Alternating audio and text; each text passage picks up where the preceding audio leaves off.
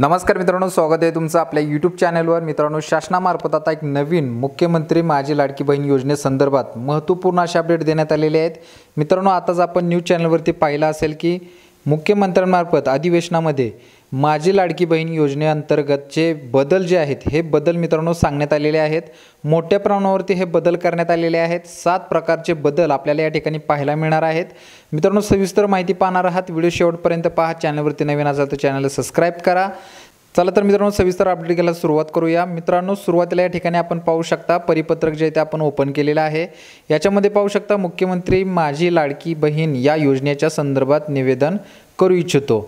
तर 1 नंबरला आहे मित्रांनो, सदर योजनेत अर्ज करण्याची मुदत जी आहे 1 जुलै 2024 ते 15 जुलै 2024 पर्यंत ठेवण्यात आली होती, पण या मर्यादेत सुधारणा करण्यात येत असून आता सदर मुदत 2 महिने ठेवण्यात येत असून ती आता 31 ऑगस्ट 2024 पर्यंत लाभार्थी महिलांना अर्ज करता येणार आहे।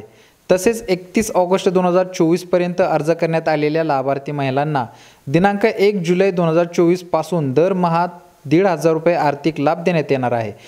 म्हणजेच मित्रांनो, 31 ऑगस्ट पर्यंत जरी आपण अर्ज केला तरी आपल्याला पेन्शन जे आहे म्हणजे जे आर्थिक मदत जी आहे लाभ आहे हा आपल्याला 1 जुलै 2024 पासूनच दिला जाणार आहे। म्हणजेच पहिल्या हप्त्यापासूनच आपल्याला ही रक्कम आपल्या बँक खात्यामध्ये ट्रान्सफर केली जाणार आहे। तर हा मित्रांनो सगळ्यात मोठा बदल जो आहे तो शासनामार्फत करण्यात आलेला आहे। त्याच्यामुळे पळापळ करण्याची गरज नाही, निवांत आपली संपूर्ण कामे जी आहेत ती आपण करून घेऊ शकतो। 31 ऑगस्ट पर्यंतची मुदत जी आहे ती आपल्याला देण्यात आलेली आहे। त्याच्यानंतर मित्रांनो, पुढचा दुसरा मुद्दा आहे, याच्यामध्ये 2 नंबरला आहे, या योजनेच्या पात्रतेमध्ये आदिवास प्रमाणपत्र आवश्यक असल्याचे नमूद करण्यात आले होते। आता लाभार्थी महिलेकडे आदिवास प्रमाणपत्र जर उपलब्ध नसेल तर त्याऐवजी 15 वर्षापूर्वीचे म्हणजे या ठिकाणी आपल्याला 4 प्रकारची कागदपत्रे देण्यात आलेली आहेत। त्यापैकी कोणतं जरी असेल तरी ते आपण या प्रकरणासाठी जोडू शकतो आणि याच्यामध्ये पात्र ठरू शकतो। तर याच्यामध्ये आहे 1 नंबरला रेशन कार्ड आहे, 2 नंबरला मतदान ओळखपत्र आहे, 3 नंबरला शाळा सोडल्याचे प्रमाणपत्र आहे, 4 नंबरला जन्म दाखला आहे।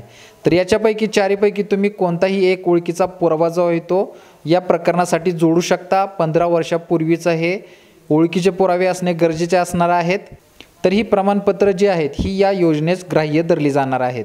त्याच्यानंतर मित्रांनो, 3 नंबरची जी अट आहे ही सदर योजनेत 5 एकराची जी अट करण्यात आली होती, म्हणजे 5 एकराच्या पुढील जे क्षेत्र असेल तर असे लाभार्थी याच्यामध्ये पात्र ठरणार नव्हते, तर असे लाभार्थी आता पात्र ठरणार आहेत।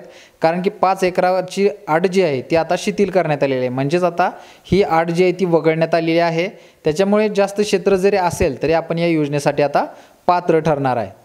त्याच्यानंतर मित्रांनो, पुढचा आहे 4 नंबरला, सदर योजनेत लाभार्थी महिलांचा वयोगट 21 ते 60 वर्ष वयोगटाऐवजी आता 21 ते 65 वर्ष वयोगट करण्यात आलेला आहे। म्हणजेच आता मित्रांनो 5 वर्षे जी आहे ती वाढवण्यात आलेली आहेत।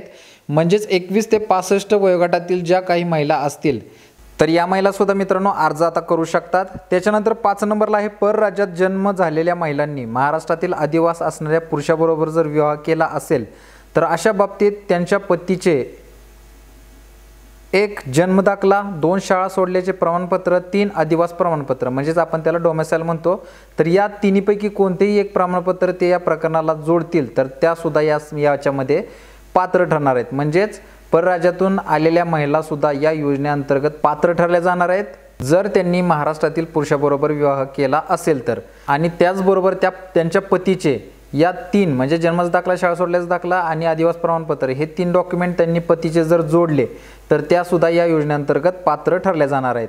6 नंबरला आहे, 2.5 लक्ष उत्पन्न दाखला उपलब्ध नसेल तर ज्या कुटुंबाकडे पिवळे व केशरी रेशन कार्ड उपलब्ध असेल त्यांना उत्पन्नाच्या दाखला प्रमाणातून सूट देण्यात येत आहे। म्हणजेच आता मित्रांनो, आपल्याला उत्पन्नाचा दाखला जरी नसेल तरी आपल्या पिवळ्या आणि केशरी रेशन कार्डवरती सुद्धा आपल्याला या योजनेअंतर्गत आता सहभाग घेता येणार आहे। म्हणजेच उत्पन्नाच्या दाखल्याची अट जी आहे मित्रांनो या ठिकाणी थोडी शिथिल करण्यात आलेली आहे। उत्पन्नाचा दाखला नसेल तर आपल्याजवळ पिवळ्या आणि केशरी रेशन कार्ड असणं खूप गरजेचं असणार आहे, तर आपण याच्यामध्ये पात्र ठरणार आहे। 7 नंबरला सगळ्यात महत्त्वाची शेवटची अट आहे मित्रांनो, या योजनेत कुटुंबातील एका पात्र अविवाहित महिलेला सुद्धा या योजनेचा लाभ देता येणार आहे। म्हणजेच 21 वर्षाच्या पुढील ज्या काही तुमच्या घरात महिला असतील म्हणजेच मुली असतील तर त्या सुद्धा आता या योजनेअंतर्गत पात्र ठरल्या जाणार आहेत।